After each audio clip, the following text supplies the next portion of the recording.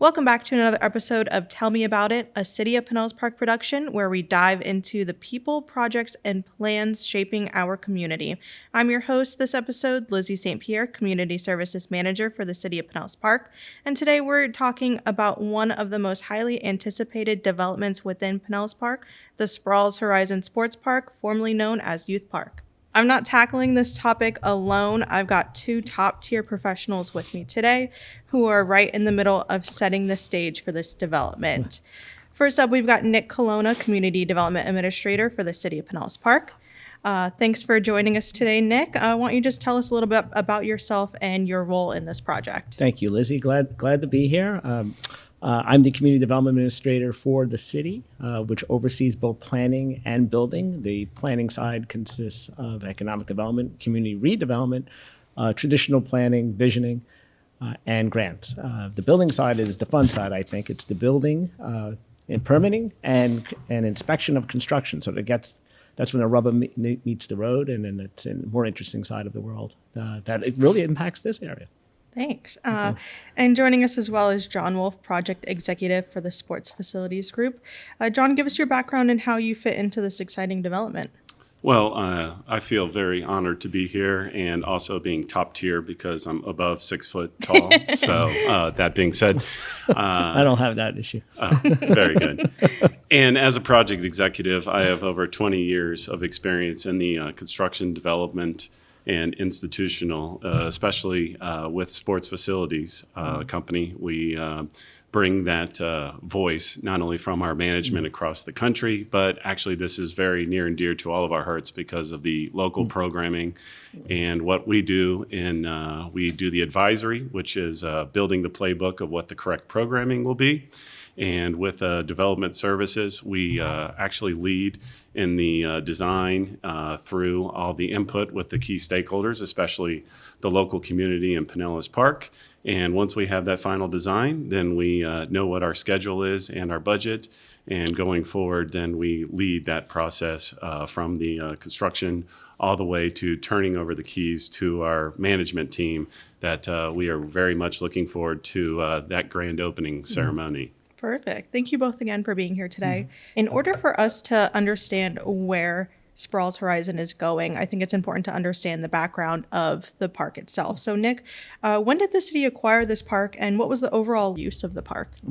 So this park was acquired many moons ago. It's been about almost 2 decades, probably, maybe a little longer than that. And it was, meant to be a neighborhood park for utilizations in the traditional sense. But it also had always a theme of looking a little more for the youth, for more organized sports. So you had everything from soccer to roller hockey on here. The Lightning have been a big partner with that in recent years in developing that. So it always was an area to congregate, meet, as you do in parks, but also really establish the youth and help build their skills, not only from a physical sense, from an interaction sense and a growth sense. So this location now is taking a new level of that. And walk us through the early stages of planning for this project. How long has the project been in works? Well, project's probably been in the works from the early version of this was even this. It was enhancing Youth Park itself in the old form, not Sprowls, as we talking about here today. It was going to be a bigger, newer, updated version of what I just described.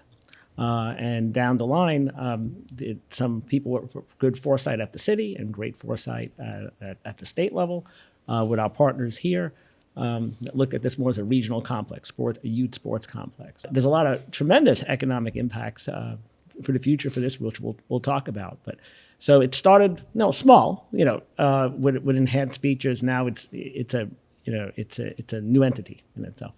Now, give us a little a financial overview and a deep dive into how this project is being funded. Any sort of grants, community, state, federal, all that kind of stuff. Donations. Everything's donations. No. Well, in a way it is. It's a combination of sources.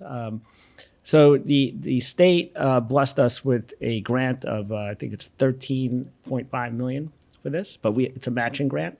The rest of the funding from this is coming from a combination of our community redevelopment area funding and some general fund numbers and some federal dollars along with this to match that 13.5. Was there any community feedback or engagement during the planning phase, and then how did it influence the final plans? There's always been a public process, your traditional public process, in the sense of having several workshop meetings, several outreach meetings as well, to discuss what we have and where we're going with this, and generally very positive feedback. When you don't see what it is, drawings say so much, but now that it's starting to take a life of its own, I think it's becoming more and more fascinating for people and more exciting. And speaking of those designs and features, John, why don't you paint a picture for us? What will visitors see when they first walk into Sprowls Horizon Park? As you enter the park, there will be a grand entry for that. And what we have here is 6 diamonds that are a tribute to the Major League spring training parks here in Florida. With those 6 diamonds, there will also be a multi-purpose field. That multi-purpose field will host both soccer, flag football, lacrosse. We also will have a street hockey rink, and there will also be the amenity features of a playground and food and beverage as well. So overall, to paint you the picture, the drawings will absolutely demonstrate that, but there will be public gathering places. You will be able to enter the park. You'll go to the fields or to the batting cages or to the different aspects in this, and it's going to be absolutely fantastic. Yes, it will. Are there any sustainable or environmentally cautious elements incorporated into the design? Of course, with the normal Florida Building Code, and Nick is in his department have been good stewards in that design, and also from an operations standpoint, we'll be looking at sustainability and renewable, along with recycling too as well. Perfect. And you said earlier there will be some activities for the non-athletic use. Can you describe those a little bit more, like the playgrounds and the gathering spaces?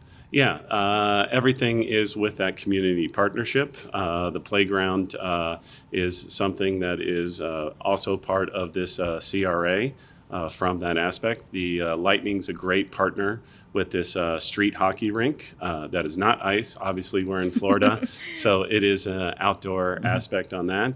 And with the large areas of parking and other community spaces, there will be other public events planned. And Nick, you mentioned earlier some of those economic and community impacts. Let's go ahead and touch on that a little bit. We'll start with you, Nick, and then we'll transfer over to John. But what kind of economic impacts do you expect the park to have for Pinellas Park and the region as a whole? Wow, I think it's going to be tremendous. I think the 2 big ones to me are in the economic world, there's direct and indirect impacts. And direct impacts are the Sprowls Horizon complex itself, where you have facilities management, you have construction, you have all those things, and bringing the site together and then maintaining the site. That's a big impact. The indirect impact, which could be bigger, is hotels, recognition of neighborhoods, more improvements in the neighborhood, also venues for our local businesses to not only market themselves, showcase what they do and how they do it.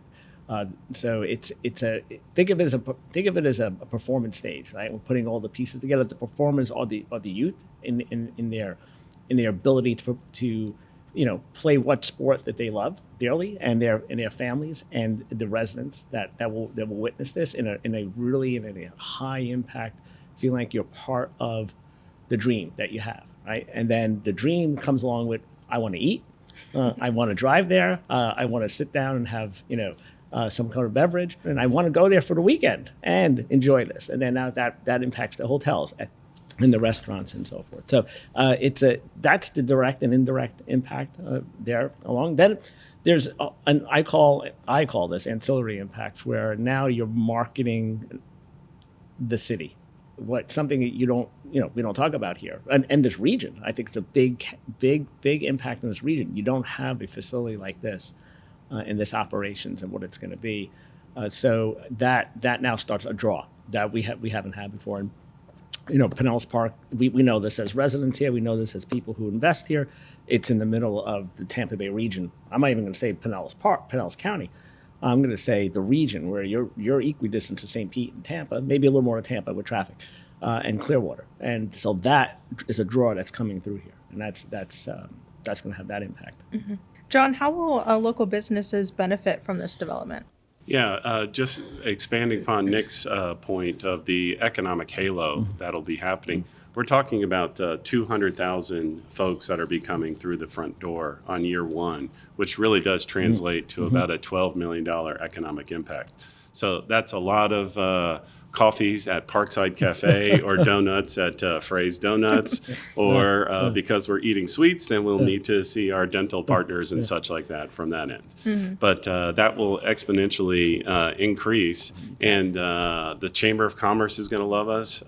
Everything is going to be, as Nick talks about, not just the local programming and that spillover effect, but bringing folks to Pinellas Park as the visitors and showcasing the entire area and those businesses and spending those dollars. And the city is really known for its strong industrial base, and not the old traditional dirty industrial base. These are R&Ds, research and development, as we like to say, or growing tech industries, biotech industries, medical industries. So they're all sharing in this, right? So now we're also tapping into what we never thought about. Hey, a sports industry. It's always been here. We just never showcased it at this level. There's a long traditional history with other youth groups here, and I think this just now embodies all that. Now, John, how many jobs do you expect to be created once the park is open and operational? Well, there will be a combination of full-time and part-time, which also will be driven seasonality. But that range will be from 30 to 50 employees from that aspect. Nice. And Nick, what are the lasting economic effects you expect to see down the road from this development? The lasting effect, I think, is the enhancement of businesses, enhancement of neighborhoods. Very important. They go hand in hand. The location of Sprowls, I'm going to start diverting from calling it Youth Park. The location of Sprowls Horizon Sports Complex is in our CRA. That's why we have that funding for. And usually, for those who don't know CRAs, there are redevelopment districts that within areas that need improvement. And this is that improvement. This is that core improvement. We also we don't have a partner yet, so to speak, but we are next to the Lillman Exchange and the Lillman CRA. So this is an impact for them as well. We hope to grow partnerships in improving the area as a whole. So now the county, the Lillman area, ourselves are all benefiting from that. And that collaboration is the lasting impact. I'm not downplaying the dollars. I mean, this industry is a tremendous growth industry. I went to see my niece play a couple of volleyball games a couple of months ago in Tampa, where I live by the convention center. I was there for 3 days. I spent a good week's worth of travel money. It's between food, between beverage, between all that. That's an impact. Thank you.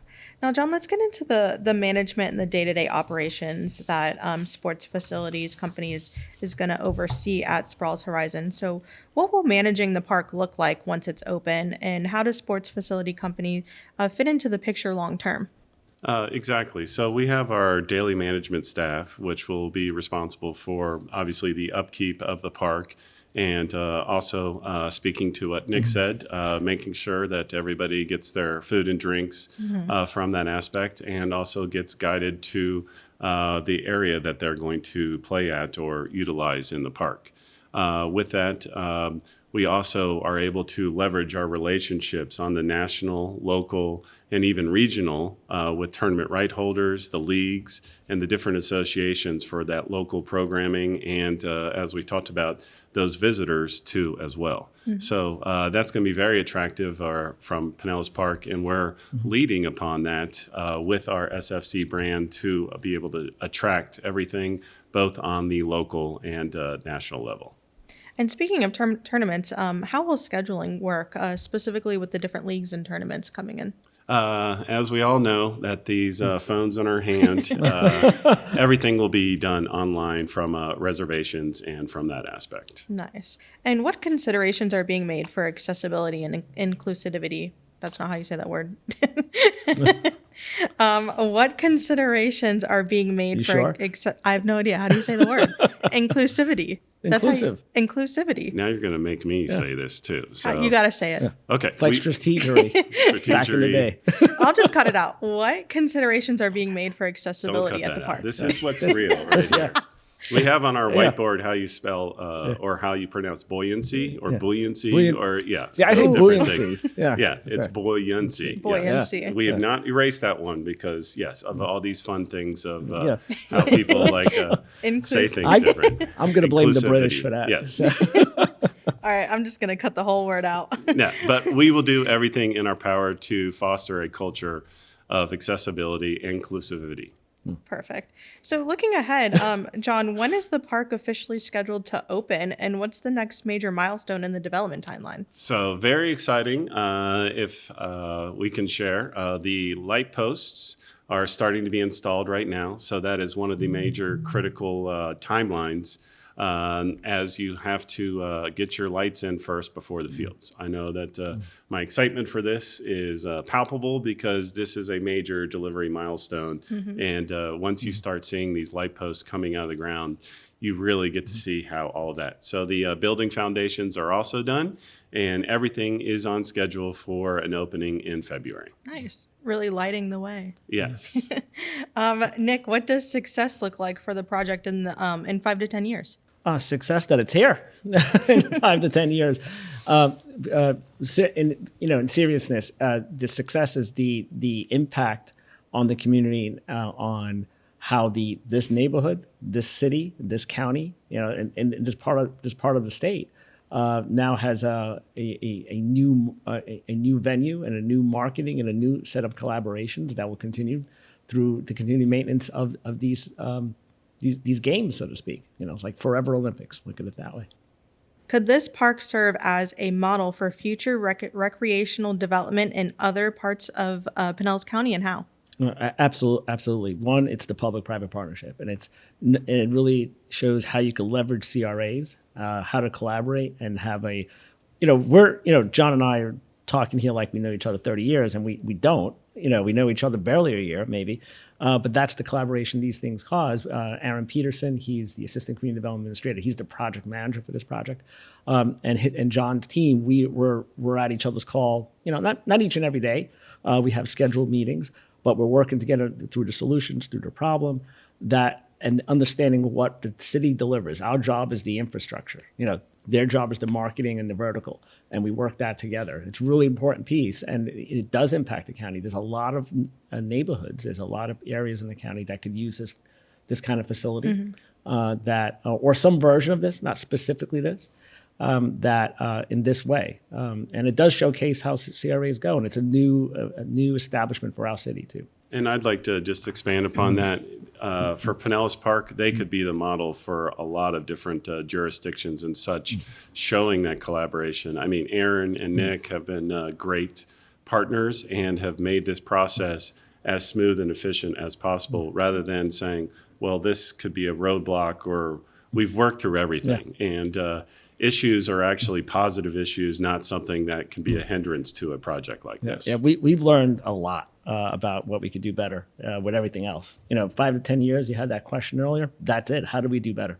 And speaking of those 5 to 10 years, are there any future plans for future phases of development or additional amenities that would like to be added on later? There's definitely a pickleball phase. Hopefully that'll come. I think that, what you see is it's pretty much what it's at. Depending how the success is, there's other land areas that we could have possible growth. And with that, I'll throw it to John and your thoughts on that. Exactly. Yeah. This is we always see with these style of projects, this is the first phase. I mean, this is the first step, and a lot of it is land driven. But once the community and the local aspects are fully addressed, it's just where is the next place we could have that stewardship for the positive impacts.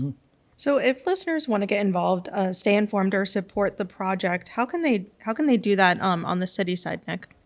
On the city side, well, we have a website that you can jump on and look at the timeline of the project, where it's at. make comments, interact. The meeting phase of this is over. So it's more of the informational phase. So you have that.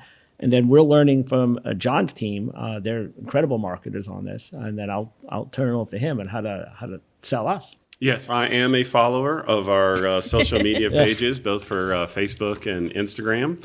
Our website is a landing page that is going to get its full launch very, very soon. So we are both active on as a website and also on social media for both Instagram and Facebook. And closing out, what's one thing each of you hopes the community feels when they step into the park for the first time? Nick, we'll start with you. Pride. Pride. That's an easy one, really. And this is going to be some venue. So. John? We actually have something that's very fortunate. One of our team members on this project, his name is Ishan. He actually grew up playing at this park. And for him to tell the stories about that, and now as he's grown up, and I say that as he's about to get married, and then he's excited about taking his kids to this park in the future. So Nick spoke about pride. Ishan has that pride that pulls at the heartstrings for me every time when he tells stories about the park and everything that it meant to him. And that's ultimately what it's all about. Right. Yeah, that's it, Lizzie. I think you hit that one. Well, thank you both so much for being here today. We appreciate all the hard work that you guys are doing for this park. And that's it. Well, thank you. And we'll see you next time when we tell you about it.